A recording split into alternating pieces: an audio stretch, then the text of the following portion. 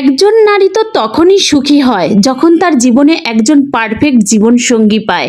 তো আমি সেই দিক দিয়ে আলহামদুলিল্লাহ, কারণ আমার হাজব্যান্ডের হাজার হাজার টাকা নেই, কিন্তু সে একজন ভালো স্বামী। কেন বলছি জানেন?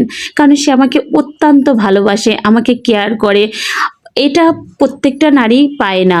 আর প্রতিটা নারীর জীবনেই এরকম একজন স্বামী দরকার। প্রতিটা নারী চায় আমার স্বামী আমাকে ভালোবাসবে, কেয়ার করবে। টাকা পয়সা অর্থ সম্পদ মানুষের সুখ এনে দিতে পারে না। তো যাই হোক, আমি এই দিক দিয়ে অনেক আলহামদুলিল্লাহ, আপনাদের দোয়া ও ভালোবাসায় আমার হাজব্যান্ড আমাকে অনেক ভালোবাসে, কেয়ার করে, আর এভাবেই যেন সারাটা জীবন করে যেতে পারে। তো যাই হোক, আমাদের বিবাহবার্ষিকী ছিল গতকাল, সেই ভিডিওটাই আজকে আপনাদের মাঝে শেয়ার করতেছি। 14 বছর পার হয়ে গেল, 15 বছরে পা দিলাম। আমার ছোট ভাই, আমার হাজব্যান্ডের কলিগ যারা চাকরি করে 3-4 জন আসছিল, সেরকম কাউকে বলা হয় নাই। তাই একটা কেক আনছিল, আমরা সবাই মিলে কাটলাম, একসঙ্গে সবাই কেকটা খাওয়া দাওয়া করলাম। সবাই মিলে একটু হাসি আনন্দর পরে আসলে সবাই মিলে, পরিবারের সবাই মিলে একসঙ্গে আনন্দ করাটাই আসলে সবচেয়ে বড় আনন্দ। আর আসলে পরিবারের কেউ ঢাকাতে নেই, আমার ছোট ভাইটাই ছিল ঢাকাতে। যাই হোক, ছোট ভাইয়ের বউটা একটু অসুস্থ থাকায় আমাদের এখানে আসতে পারে নাই।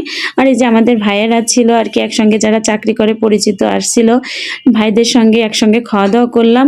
আর কি খাওয়া দাওয়া হয়নি, কেক কাটার পরে আমরা খাওয়া দাওয়া করব। তো কেকটা এদিকে কাটা হয়ে গেলে যে আমরা সবাই মিলে খাওয়া দাওয়া করতেছিলাম, ছোট ভাই পাশেই ছিল। আর আমার ছোট ভাই আমাকে অনেক ভালোবাসে, আমিও আমার ভাইদেরকে অনেক ভালোবাসি।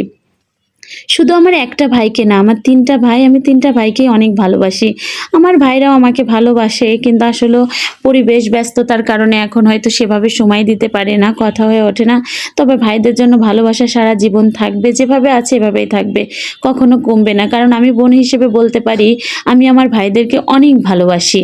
তো যাই হোক, ছোট ভাই কাছে ছিল, ডেকে আনছিলাম।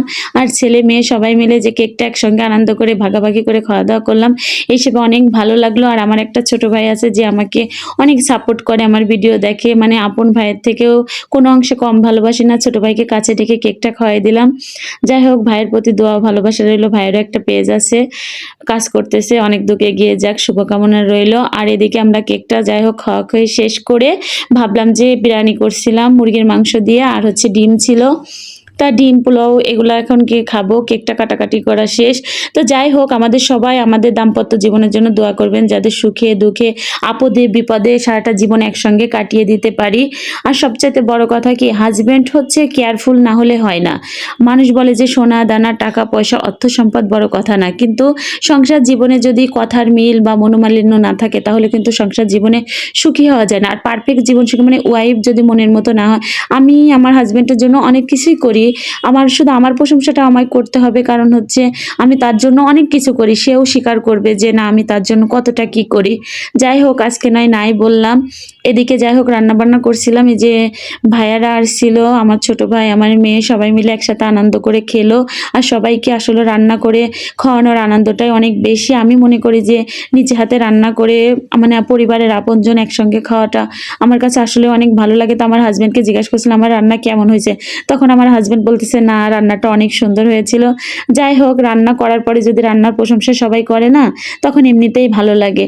তাই আপনাদের সঙ্গে ভিডিওটা শেয়ার করলাম। যাই হোক, সবাই ভালো থাকবেন, সুস্থ থাকবেন। আর যারা আমার ফলোয়ার আছেন, নিয়মিত আমার ভিডিও দেখেন, সবসময় এভাবে ভালোবেসে পাশে থাকবেন।